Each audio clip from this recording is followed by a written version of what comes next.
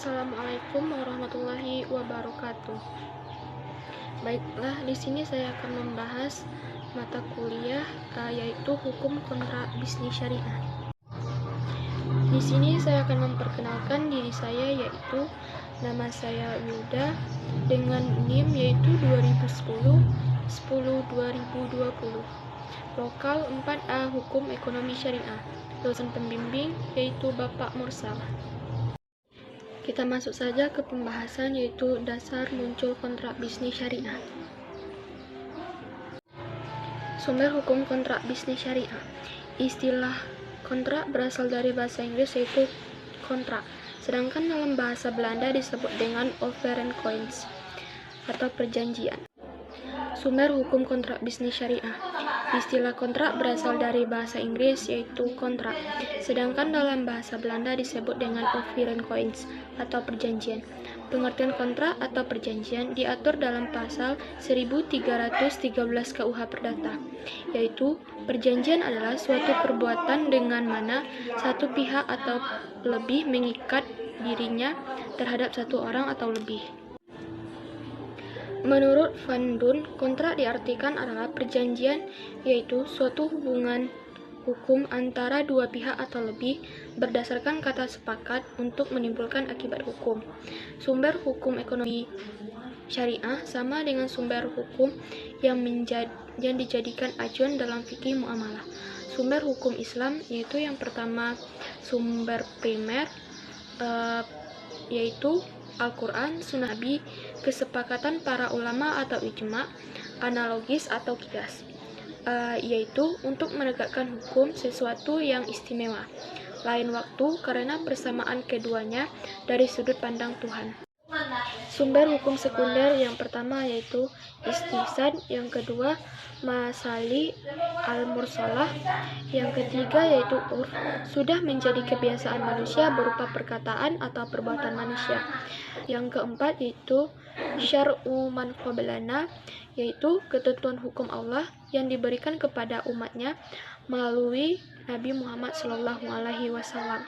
Sedangkan yang kelima yaitu mazhab sahabat, perkataan atau tindakan seseorang yang tidak bertentangan dengan hukum syara. Yang keenam yaitu istishab. Asas kontrak bisnis syariah. Yang pertama yaitu asas kebebasan berkontrak. Menurut pasal 1338 ayat 1 KUH Perdata yang berbunyi yaitu semua perjanjian yang dibuat secara sah berlaku sebagai undang-undang bagi mereka yang membuat perjanjian.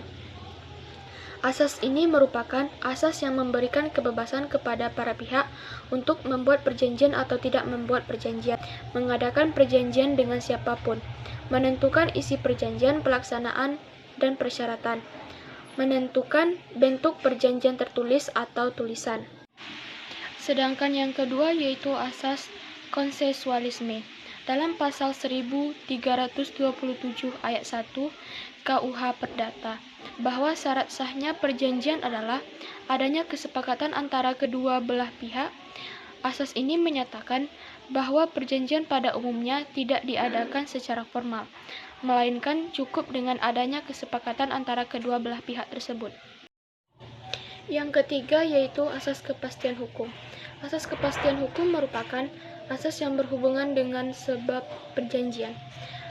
Asas fax servanda merupakan asas bahwa hakim atau pihak ketiga harus menghormati substansi yang dibuat oleh para pihak. Yang keempat yaitu asas itikat baik. Asas ini tercantum dalam pasal 1338 ayat 3 KUH Perdata, yaitu yang berbunyi perjanjian harus dilaksanakan dengan itikat baik. Maksudnya, pihak kreditur dan debitur harus melaksanakan substansi kontrak perjanjian berdasarkan kepercayaan atau keyakinan yang teguh maupun kemauan baik dari para pihak. Yang kelima yaitu asas kepribadian. Asas kepribadian merupakan asas yang menentukan bahwa seseorang yang akan melakukan atau membuat kontrak hanya untuk kepentingan perorangan saja.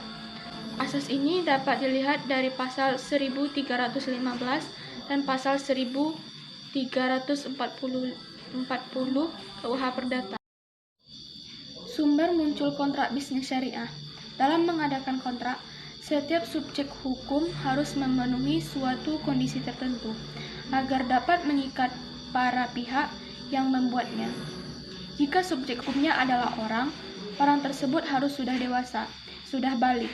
Namun, jika subjek hukumnya adalah badan hukum, harus memenuhi syarat formal suatu badan hukum tersebut. Kedua jenis subjek hukum tersebut memiliki hak dan kewajiban yang sama dalam melakukan kontrak.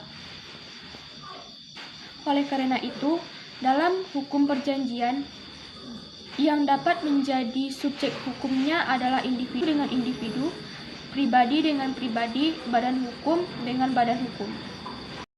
Itu saja hasil presentasi dari saya tentang sumber hukum kontrak bisnis syariah. Terima kasih. Assalamualaikum warahmatullahi wabarakatuh.